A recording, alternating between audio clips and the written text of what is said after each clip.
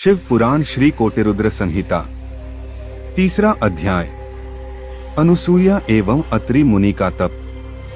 सूत जी बोले, हे ऋषियों, ब्रह्मा जी की नगरी में चित्रकूट नामक पर्वत है। वहां ब्रह्मा जी द्वारा मत्तज्ञंद शिवलिंग स्थित है, जो सभी प्रकार की संपत्ति देने वाला है। इसी प्रकार पूरे संसार में अनेक परम पावन शिवलिंग स्थापित हैं, जो मनोरथों को पूर्ण करने वाले तथा भोग मोक्ष प्रदान करने वाले हैं। पापों का नाश करने वाली गोदावरी नदी के पश्चिम में पशुपति नामक शिवलिंग स्थित है। वहां से दक्षिण की ओर जगत का हित करने वाला एवं अत्रि ऋषि की पत्नी देवी अनुसूया को आनंद देने वाला अत्रिशूर लिंग स्थित है। सूत जी की वाणी से अत्रिशूर लिंग व देवी अनुसूया के बारे में सुनकर ऋषियों ने पूछा, हे सूत जी, इस अत्रिशूर शिवलिंग की उत्पत्ति कैसे हुई और इससे देवी अनुसूया का क्या संबंध है? इस विषय में हमें बताइए।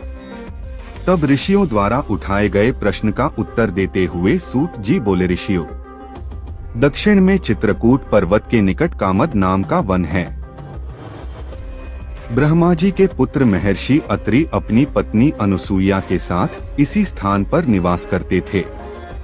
एक समय की बात है, उस वन में सी वर्षों तक वर्षा नहीं हुई, अकाल पड़ गया। मनुष्य पानी और भोजन के लिए तरसने लगे।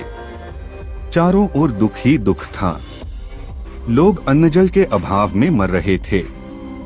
यह स्थिति देखकर महर्षि अत्रि व देवी अनुसूया बहुत व्याकुल हो गए।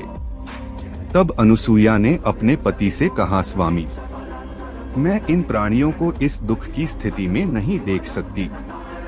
कुछ प्रयत्न कीजिए ताकि इनके दुख दूर हो जाएं और प्रसन्नता छा जाए। अपनी पत्नी देवी अनुसूया का निवेदन सुनकर महर्षि अत्रि पद्मासन में बैठ गए और भगवान शिव के चरणों का ध्यान करने लगे।